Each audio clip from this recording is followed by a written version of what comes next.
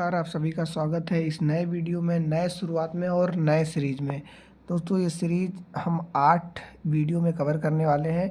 Political science का BA 6 semester का जो पेपर 1 है, जिनका भी पेपर कोड A060601T है, कोर्स कोड जिनका भी ये है, उन सब के लिए है। जिनमें तो आज हम पहला यूनिट शुरू करने वाले हैं, reformist thinker Raja Ram Mohan Roy, MG Ranade and Vivekananda, इनके बारे में। और हम MCQ के माध्यम से सारा पूरा मतलब सिलेबस कवर करने वाले हैं इस बार, पूरा सिलेबस जितना भी है आप लोग का।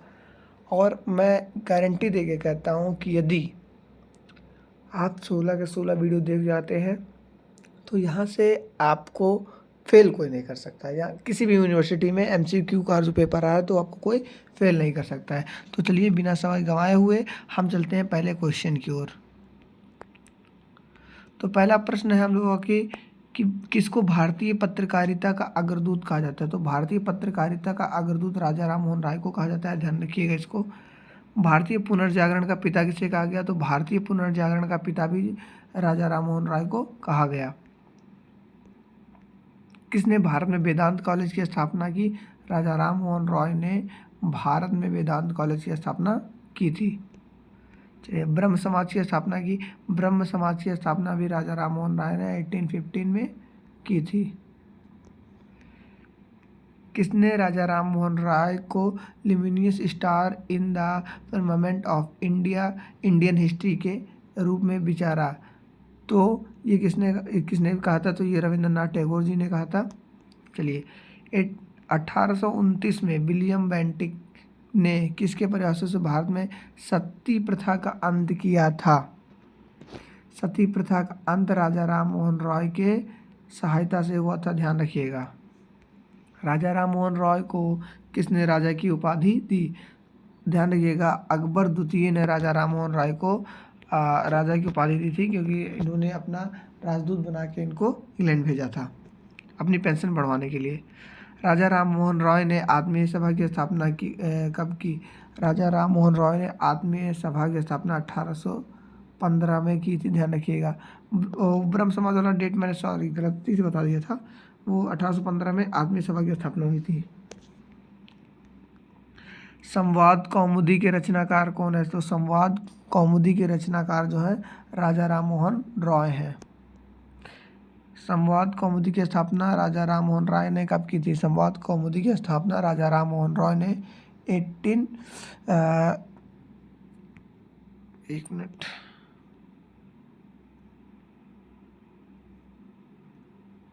संवाद कौमुदी की स्थापना राजा राम मोहन रॉय ने 1815 में की थी। ध्यान रखिएगा। इसमें आंसर एक भी मतलब सही नहीं है, चारों गलत है, क्योंकि शायद गलत इसमें टाइप हो गया है।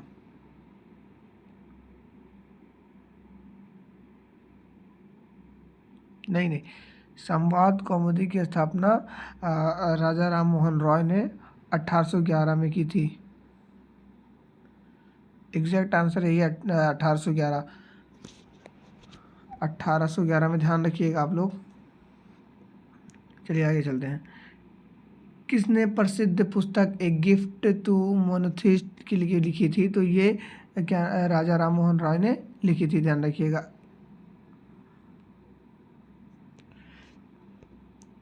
निम्न में से कौन सा उद्देश्य ब्रह्म समाज से संबंधित नहीं है। ध्यान रखिएगा। ब्रह्म समाज से कौन सा ब्रह्म समाज से कौन संबंधित है। ध्यान रखिए, निम्न में से कौन सा उद्देश्य ब्रह्म समाज से संबंधित है। तो मूर्ति पूजा का विरोध करना, ये भी संबंधित है।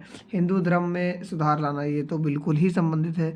सभी धर्मों की अच्छाइयों बुराइयों को अपनाना, ये भी संबंधित है। तो इसका आंसर हो जाएगा उपयुक्त सभी। राजा राम मोहन रॉय की माता का क्या नाम था। तो इनकी माता का नाम जो था वो तारिणी देवी था। राजा राम मोहन रॉय की सबसे बड़ी उपलब्धि क्या थी। राजा राम मोहन रॉय की सबसे बड़ी उपलब्धि जो थी वो सती प्रथा का अंत था 1829 में विलियम बेंटिक के साथ मिलके। किसने राजा राम मोहन राय को युगदूत की उपाधि दी। कमेंट करिए आप लोग आंसर। किसने राजा राम मोहन रॉय को युगदूत की उपाधि दी। तो सुभाष चंद्र बोस ने राजा राम मोहन रॉय को उपाधि दी थी युगदूत की। राजा राम मोहन रॉय का जन्म कब हुआ था? राजा राम मोहन रॉय का जन्म 22 मई 1772 में हुआ था। राजा राम मोहन रॉय के पिता का क्या नाम था? राजा राम मोहन रॉय के पिता का नाम रमाकांत रॉय वैष्णव था। राजा राम मोहन रॉय ने मिरातुल अखबार किस भाषा में निकाली थी? तो ये जो मिरातुल अखबार था इनकी पत्रिका वो फारसी भाषा में थी। राजा राम मोहन रॉय ने तोहफात उल मुअद्दिन एकेश्वरवादियों को उपहार कब लिखा था? तो ये 1809 में इस ग्रंथ की रचना हुई। राजा राम मोहन रॉय ने वेदांत सोसाइटी की स्थापना कब की थी? वेदांत सोसाइटी की स्थापना 1816 में हुआ था।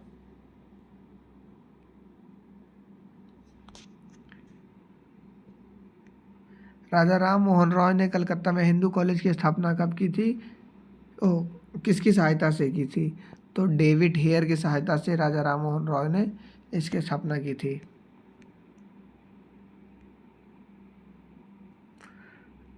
राजा राम मोहन रॉय की मृत्यु कब और कहाँ हुई थी? तो राजा राम मोहन रॉय की मृत्यु कब और कहाँ हुई थी? इसका आंसर आप लोग करिए।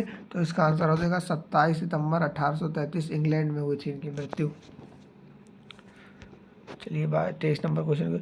राजा राम मोहन रॉय की मृत्यु के बाद ब्रह्म समाज की गतिविधियों का नेतृत्व किसने किया?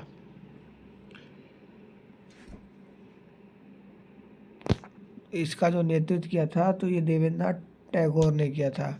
ब्रह्म समाज का विभाजन कब हुआ? ब्रह्म समाज का विभाजन जो 1865 में हुआ था।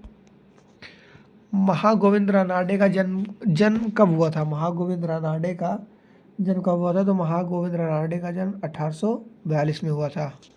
महाराष्ट्र का सुकरात किसे कहा जाता है? तो एम.जी. रानाडे को महाराष्ट्र का सुकरात कहा जाता है।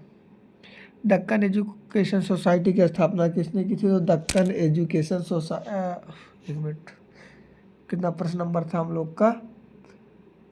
27 नंबर था। Deccan education society, Deccan educational society की स्थापना किसने की थी?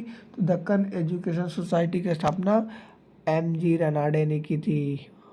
एम.जी. रानाडे ने की थी। निम्न में से किसे मुंबई में पुलिस मजिस्ट्रेट नियुक्त किया गया था? तो ये एम.जी. रानाडे को पुलिस मजिस्ट्रेट नियुक्त किया गया था। Justice MG. रानाडे भी कहते हैं। निम्नलिखित में से किसे मुंबई पुलिस में मजिस्ट्रेट नियुक्त किया था? तो क्वेश्चन रिपीट हो गया, महादेव गोविंद रानाडे। चलिए, बॉम्बे हाई कोर्ट के न्यायाधीश बताया था कि ये जस्टिस लिखते हैं नाम के आगे, justice Mahadev Govind Ranade. Thesis of the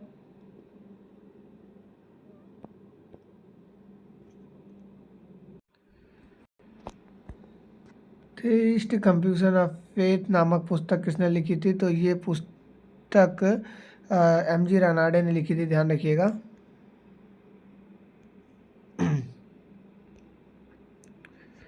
Mahadev Govind Ranade का निधन कब हुआ था? इनका निधन कब हुआ था?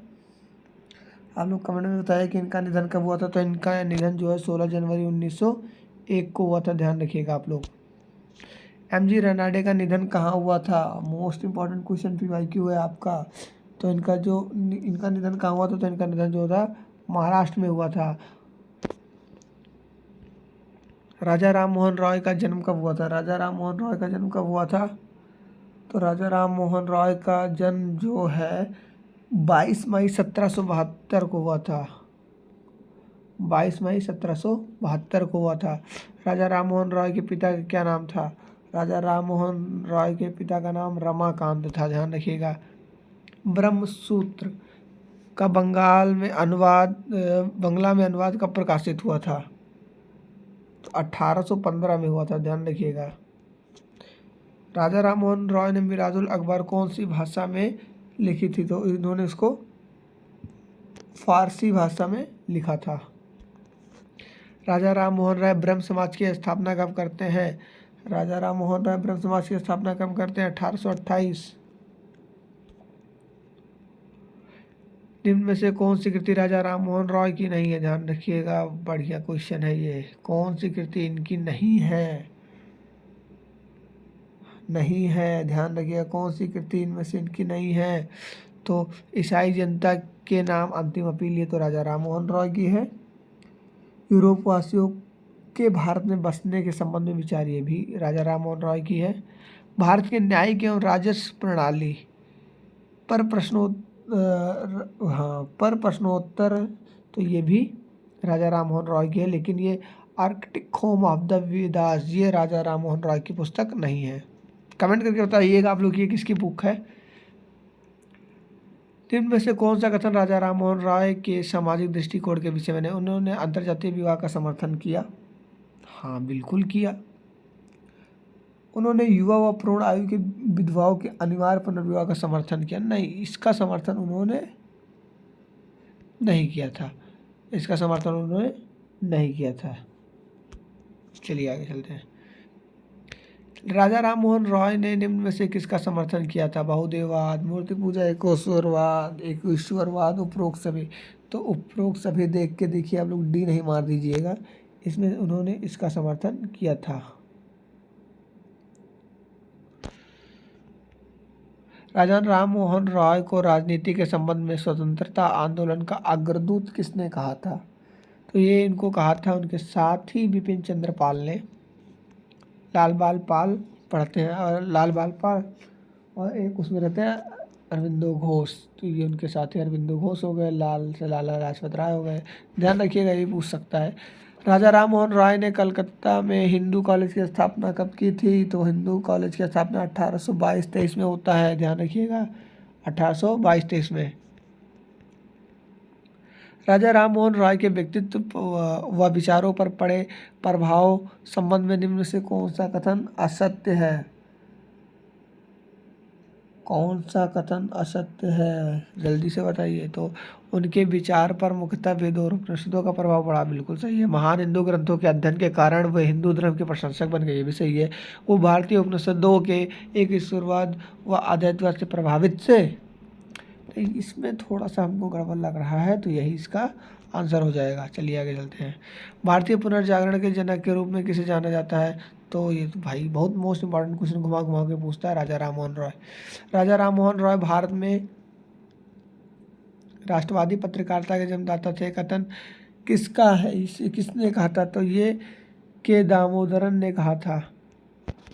राजा राम मोहन रॉय ने जो ज्योति जलाई उसने भारतीय जीवन के अंधकार को नष्ट कर दिया। 6 उक्त कथन किसका है? तो ये मैकनिकोल ने कहा था। शिकागो में विश्व धर्म संसद किस वर्ष आयोजित की गई थी? भाई विवेकानंद से संबंधित क्वेश्चन है, जल्दी बताइए। यह क्वेश्चन 1899।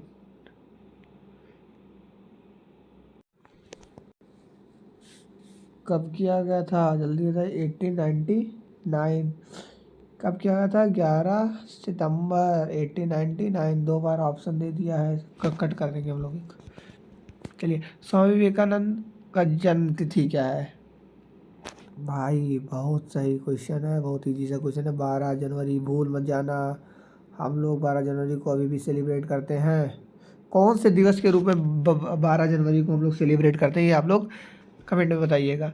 नारायण नाथ किस वर्ष प्रेसिडेंसी कॉलेज में शामिल हुए? 1885 में शामिल हुआ। नारायण नाथ किसके बचपन का नाम था, ये आप लोग कमेंट करके बताइए।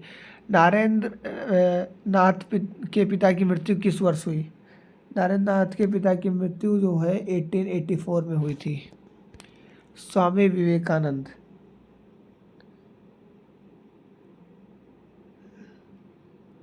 दरबोन कब गए थे? दरबोन क्वेश्चन, ये क्या शब्द, विवेकानंद। चलिए इस क्वेश्चन को मैं कट करता हूँ, मुझे लग रहा है गलत टाइपिंग हो गया है। चलिए हम लोग आगे चलते हैं। किस वर्ष श्री राम कृष्ण का निधन हुआ? गुरु थे स्वामी विवेकानंद जी के, रामकृष्ण परमहंस। तो इनका जो निधन था वो कब हुआ था? 1886 में हुआ था। इनका निधन कब हुआ था? 1886 में हुआ था। नारेंद्र नाथ किस वर्ष अपनी स्नातक कला की परीक्षा उत्तीर्ण की? नारेंद्र नाथ स्वामी विवेकानंद किस वर्ष ग्रेजुएट हुए थे? तो 1884 में हुए थे। कब हुए थे? 1884 में होता है। ये सारे प्रश्न मोस्ट इंपॉर्टेंट है और रिपीटेड है, इस बात का ध्यान रखिएगा। 8वां यूनिट ऐसे कराऊंगा कि हर यूनिट से आपको 10 प्रश्न मिल जाए। स्वामी विवेकानंद ने किस वर्ष भारत में अपनी ऐतिहासिक यात्रा शुरू की थी? 1891 में की थी, ध्यान रखिएगा।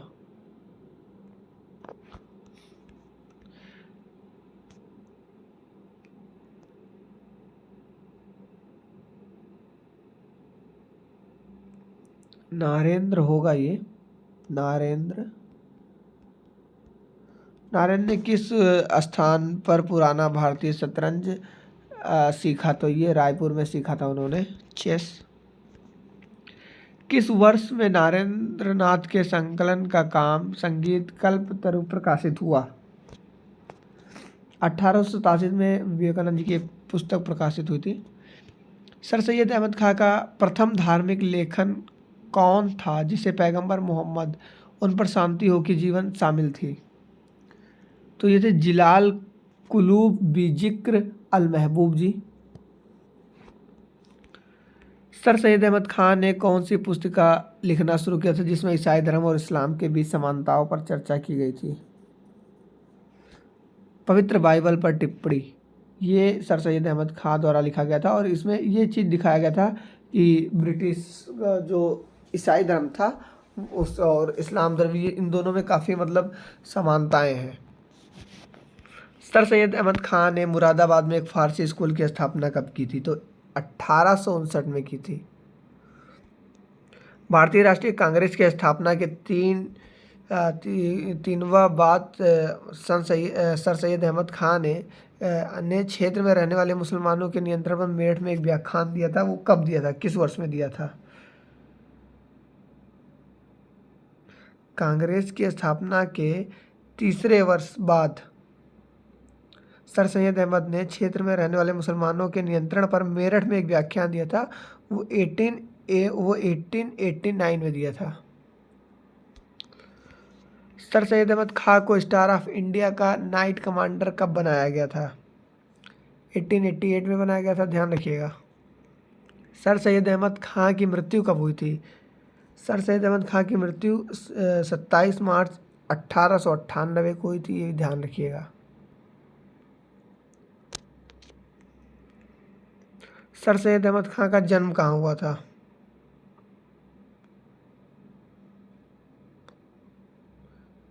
अक्टूबर 1817 में भाई साहब का जन्म हुआ था और 27 मार्च 1898 में भाई साहब चले गए थे। चलिए अगले प्रश्न की ओर। चलिए अब ये स्लाइड यही ख़त्म होता है, लेकिन इसमें जो मैंने प्रश्न दिए शायद ये टोटल 65 प्रश्न थे। 65 प्रश्न ये ऐसे हैं जो आपकी परीक्षा में अब तक जितने भी MCQ पेपर वो सब में पूछे गए हैं। अगर आप ये वीडियो करके या देख के जाते हैं तो जाहिर सी बात है कि आप अच्छा नंबर गेन करेंगे। और दूसरी चीज़ ये कि हम लोग रोज़ वीडियो अपलोड करने का प्रयास कर रहे हैं। आप लोग सारे वीडियो ज़रूर देखिएगा, 16 का 16 वीडियो देखिएगा। और एग्ज़ाम टाइम पे हम लोग PYQ सेशन लेके आएंगे, जुड़े रहिए। और आज ये वीडियो बहुत लंबी इसलिए नहीं कि 18 मिनट की वीडियो ही रह गई, क्योंकि मैं 65 से ज़्यादा क्वेश्चन नहीं लाया, क्योंकि फर्स्ट वीडियो था, आप लोग बोर हो जाते। आगे हम क्वेश्चन बढ़ाएंगे, आप लोग की डिमांड पर हम लोग क्वेश्चन बढ़ाएंगे।